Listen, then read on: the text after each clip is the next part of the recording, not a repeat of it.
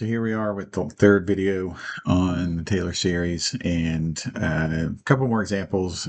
This one, number 7, we're actually going to look at a Taylor series. It's not a Maclaurin series. So in other words, A is not going to be 0. It's going to be -2 in this case.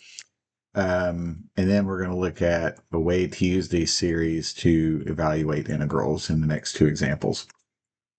So as far as setting this up, it's the same as doing a Maclaurin series. You just have to be careful to include, so with the Taylor series, you're using x minus a to the n instead of, so not x to the n. So that, which nothing really changes as far as when you're doing this. It's just when you get to the final answer, you don't need x to the n or n plus, or 2n, whatever it is. You need x minus a.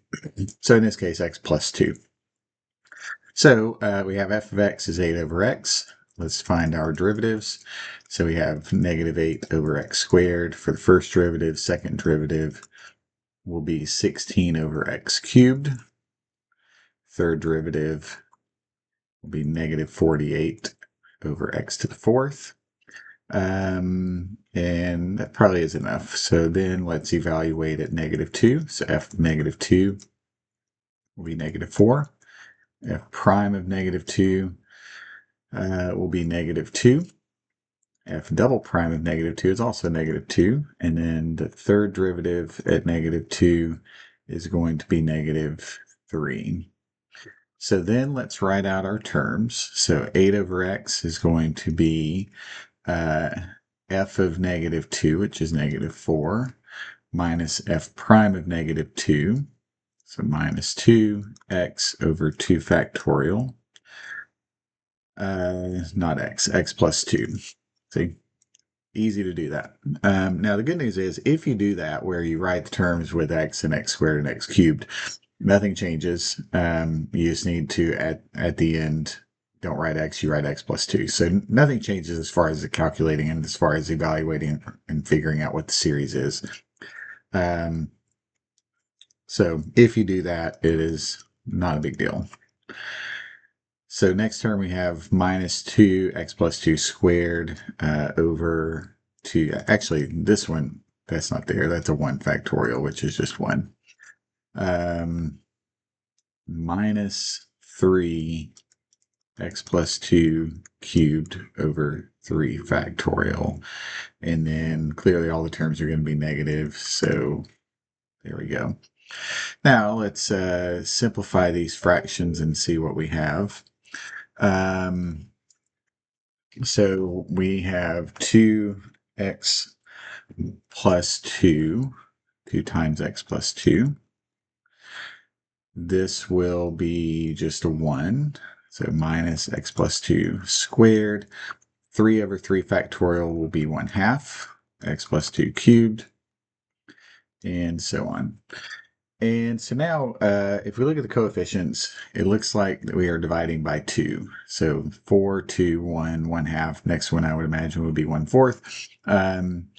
You can check it if you like. So if you're not confident that you have the pattern, although that's really all it could be, but you can get the next term if you need to. However many terms you need, you can get.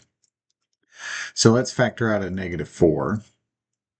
So that gives us a 1 plus 1/2 x plus 2 plus 1/4 x plus 2 squared plus 1/8 x plus 2 cubed. And so you can see we have a geometric series here as far as the coefficients go. So let's write the sum now. So -4, the sum from n equals 0 to infinity. The common ratio is 1/2, so this will be 1/2 to the n.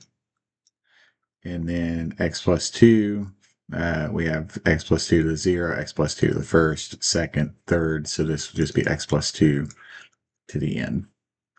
And there is our Taylor series. So just to kind of show you again, reiterate what I said when I started to write x up here. So if you did write x and x squared and x cubed, that would be wrong, but it doesn't really change anything as we're going through these steps. So if you did that, all you would need to do when you get to here is just, instead of x to the n, which is what you'd have if you use x instead of x plus 2, just when you get to the end, just write x plus 2 to the n instead of x to the n. And so nothing really changes. It's just a matter of switching out. If you write x, just switch out for what it should be. And obviously this part will be wrong if you evaluate a 0. But I don't think that's, maybe that is something that you might do. If you do that, then you really have to start over. But if you just write x and x squared and x cubed and so on, not a big deal to fix that later. Okay, so let's see how we do this, how we use these series to evaluate integrals. So we have the integral of cosine x minus 1 over x. Not really a method that I am aware of, especially not anything that we've seen in this class that I think we could use to evaluate this. So we can use the Taylor series. So we know that the Taylor series for cosine, we saw this earlier, it actually we'll write out the terms instead of writing the sum. That will make things easier. So let's write out the terms of the Taylor series. So 1 minus x squared over 2 factorial plus x to the 4th over 4 factorial minus dot dot dot. So we did this one in the first video. Now let's set this up. We'll just do what we need to do. So we'll subtract 1. So if you subtract 1 from this side and subtract 1 from this side, the 1 just goes away. So that leaves us with negative x squared over 2 factorial plus x to the 4th over 4 factorial minus on and on. And then we'll divide by x. So the next step would be to divide by x. And so all of these terms will have an x in them, so we can just subtract 1 from the exponents. So this will be negative x over 2 factorial plus x cubed over 4 factorial minus, if we wanted, x to the 5th over 6 factorial, and so on. Okay, so now we can integrate this side. And so if we integrate this side, this antiderivative, the integral, will be the same as what this side would be. So we just write this as the integral of negative x over 2 factorial plus x cubed over 4 factorial minus x to the 5th over 6 factorial dx. And then we can just integrate this term by term. We mentioned this maybe in the last section, how if you want to differentiate or integrate a series, you can just do it term by term, just like you would if it was just that term. So this would be, well, let's write this as a series. Let's write this as a sum before we do that. So let's write this as the series, as a sum from 1 to infinity. Alternating series. So let's put the negative 1.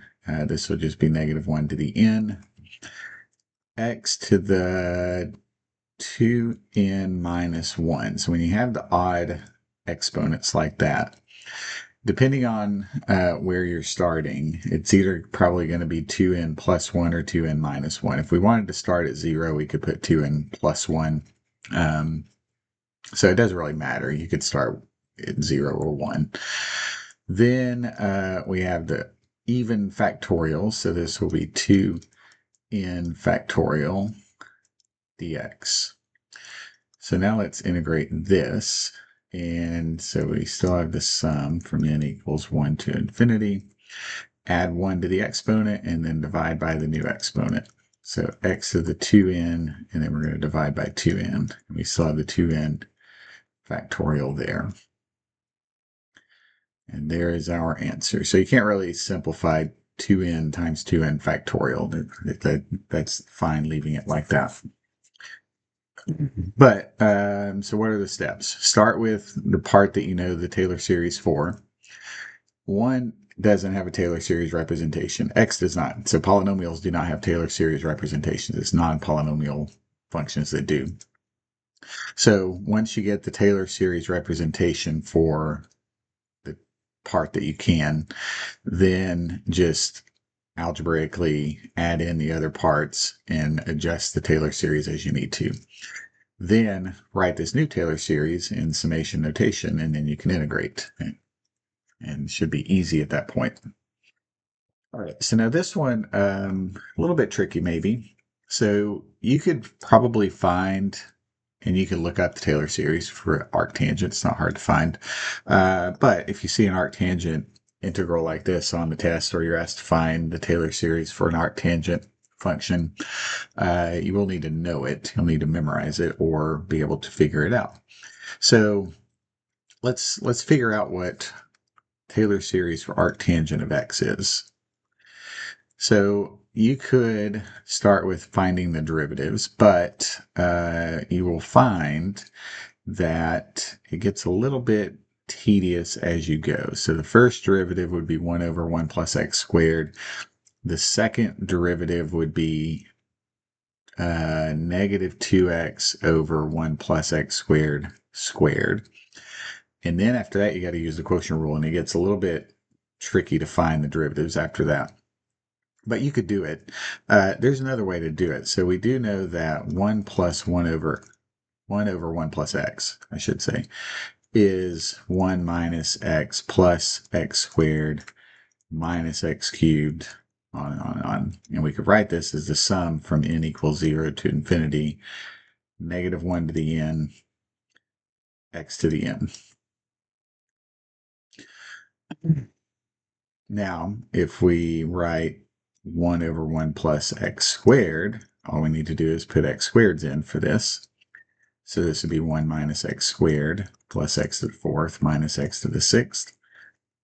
And we could write that as a sum from n equals 0, negative 1 to the n, x to the 2n. All right. Now let's integrate this. Let's integrate both sides of this. Dx, dx. So the integral of this is arctangent. We know that. And the integral of this, we just need to add 1 to the exponent and divide. So we have the sum from 0 to infinity, negative 1 to the n, x to the 2n plus 1 over 2n plus 1. And if you notice, I think it's the sine Taylor series that this is very similar to. So that's why it's a little bit tricky to memorize these, because they're pretty similar to each other. So this, I believe the sine Taylor series just has 2n plus 1 factorial, and other than that, it's the same. So it might be a little bit tricky to figure out or to remember each one of these, like sine and cosine and arctangent. I think it's probably better to be able to figure them out, because the quicker you can figure them out, the less you have to memorize, and the easier that is to use on a test. All right, but we don't need arctangent. We actually need arctangent of x to the sixth. So all we need to do is put in x to the sixth instead of x. So we have negative 1 to the n, x to the sixth to the 2n plus 1 over 2n plus 1, and that is the sum from 0 to infinity, negative 1 to the n, x to the 12n plus 6 over 2n plus 1. Now let's integrate that. So integral of the sum, negative 1 to the n, x to the 12n plus 6 over 2n plus 1 dx. And so we add 1 to the exponent and divide by the new exponent. So negative 1 to the n, x to the 12n plus 7. Now we're going to have on the denominator 12n plus 7 times 2n plus 1 plus c. And there you have it. Okay, so again, same steps, kind of. Well, not as the last one, but yeah, so this was actually a little bit different as far as deriving this. But again, you can use the derivatives like we've been doing on all the others. Just using the quotient rule, you might it's easy to make a mistake when you get, difficult or longer quotient rule derivatives. So, um, so maybe try this way. Try to see if you can remember this way. Um, and then once you get the sum, it's not too difficult to integrate after that. So, um, hopefully I've done enough examples of these in these 3 videos because I don't think the Taylor series are difficult. They're just very tedious, and the more you see them, you'll start to see that we're kind of doing the same thing as far as finding the Taylor series in all of these. But if you have any questions, you can let me know.